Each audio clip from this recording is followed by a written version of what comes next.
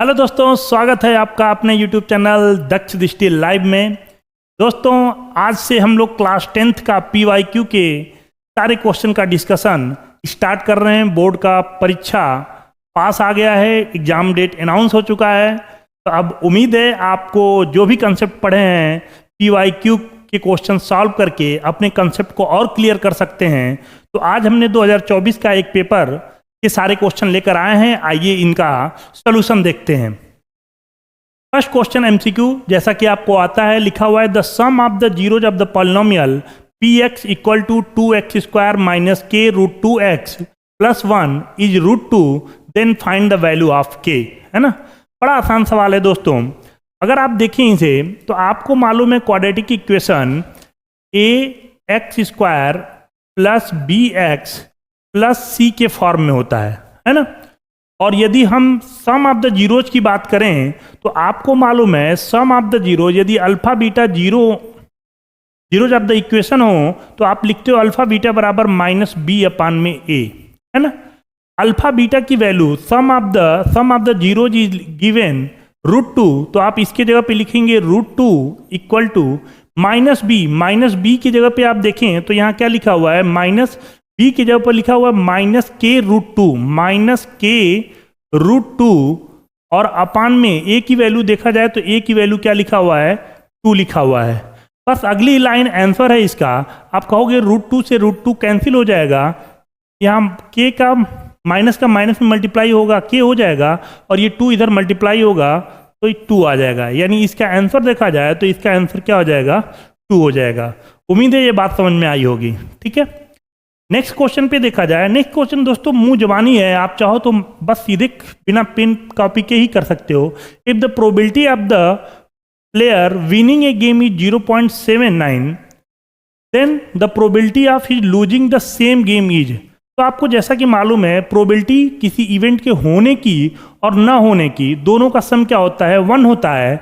अगर होने की, विन करने की, जीतने की प्रोबेबिलिटी 0.79 है तो हारने की probability, losing the same game, क्या होगा, 1 में से आप इसे घटा दोगे, 0.79 को सब्ट्रैक्ट कर दोगे, आंसर क्या आ जाएगा, 0.21। क्या ये बात समझ में आ रही है आपको? सिंपल क्वेश्चन है MCQ के। और देखा जाए अगर लिखा है if the root of the equation is this are real and equal, then which of the following relation is true. दोस्तों आपने पढ़ा होगा कि अगर रूट आपके रियल और इक्वल हों तो उसके लिए क्या होता है, आपने पढ़ा है B square minus 4AC equal to 0 होता है ना। अगर आप देखें तो यहाँ पे जनरली AC की वैल्यू निकाला गया है, C की वैल्यू निकाला गया है ना। तो आप क्वेश्चन को देखते हुए बी स्क्वायर बराबर क्या लिख सकते हो, 4AC लिख सकते हो, या AC की वैल्यू क्या लिख सकते हो, बी स्क्वायर अपान में 4 लिख सकते हो। तो आप देख रहे हो इसका ऑप्शन सी में लिखा हुआ है AC बराबर क्या होगा, बी स्क्वायर अपान में 4, बी स्क्वायर बराबर 4AC, है ना। तो बस डेटा को इधर उधर करके रीअरेंज करके लिखना है और कुछ नहीं। नेक्स्ट क्वेश्चन देखें, अगर if an AP, if the first term A, nth term an equal to 84 and the sum of the first n term is this, then the n is equal to, है ना। Formula based सवाल है। अगर आप ध्यान से देखो तो आपको मालूम है, आपने पढ़ रखा है Sn की वैल्यू क्या होती है, n/2 in bracket first term plus last term, पढ़ा है आपने, है ना। अब आप क्या करना है, Sn की वैल्यू आप देखो तो 2093/2 इक्वल टू n/2 ब्रैकेट में फर्स्ट टर्म देखा जाए तो फर्स्ट टर्म 7 लिखा हुआ है और nth टर्म यानी कि लास्ट टर्म 7 + 84 लिखा हुआ है। अगर एक स्टेप और सिंप्लीफाई कर दें, आप देखो ये 2 से 2 तो कैंसिल हो रहा है, सिंपल है ना। तो 2093 इक्वल टू n इंटू, अगर इसे ऐड करें तो ये कितना हो जाएगा, ये हो जाएगा कितना, 91, है ना। 91 अब काटना हो तो अगर 7 से काटें तो 13 × 91 होता है। अगर इसे 7 से काटें तो 7 दूना के 14, 7 9 63 और 7 9 अगेन 63। 13 से ही काट दें, 13 दूना 26, 13 3 39, 23। तो n की वैल्यू 23 आ गई, यानी इसका आंसर क्या होगा, सी पार्ट। उम्मीद है ये बातें समझ में आ रही होंगी, है ना।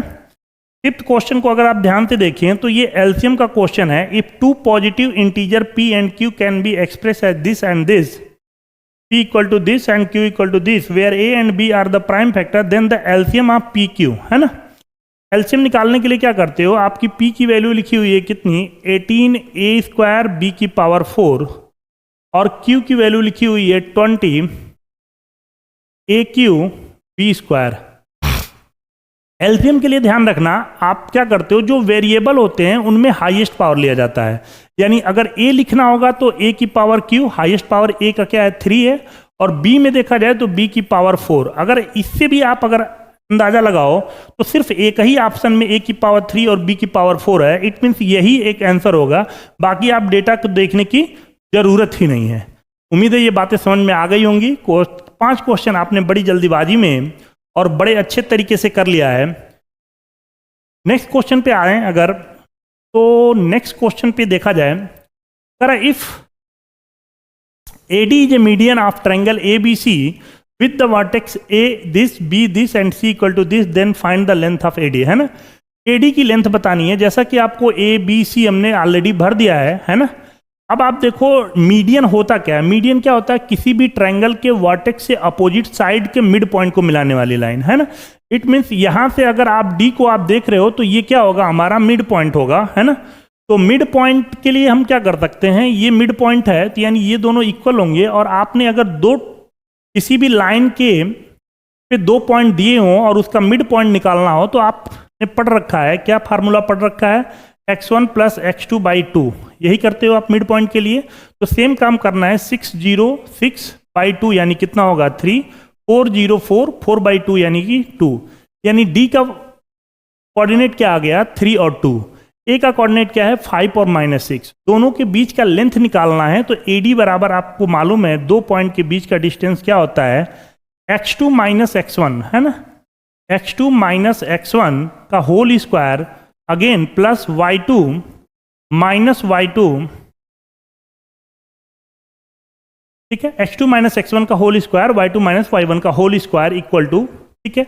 अगर आप ध्यान से देखो तो 5 से 3 जाएगा, 2 बचेगा, 2 का स्क्वायर क्या होता है 4 होता है, अगेन -6 -2 -8 होता है, और -8 का स्क्वायर देखा जाए तो आपका कहोगे 64, तो 64 और 4 68 हुआ 68, ठीक है। उम्मीद है दोस्तों सारे क्वेश्चन आपको समझ में आए होंगे, है ना। आइए अगले सेशन में कुछ और क्वेश्चन करेंगे। अगर आपको वीडियो अच्छा लगा हो तो वीडियो को लाइक करें, कंप्लीटली देखें और अपने दोस्तों में शेयर करें। धन्यवाद।